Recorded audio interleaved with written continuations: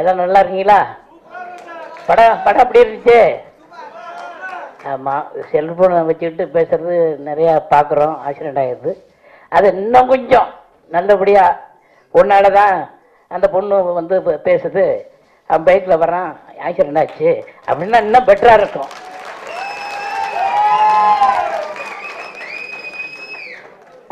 என்னுடைய கருத்து அது, அவங்களுடைய கருத்து. நம்ம இந்த மாதிரி அதை பொண்ணுங்க பேசுனால அப்போ ஃபோன் எடுத்தேன், எனக்கு ஒன்றால தான் இதாச்சு அப்படின்னா இன்னும் பெட்டராக இருக்கும்.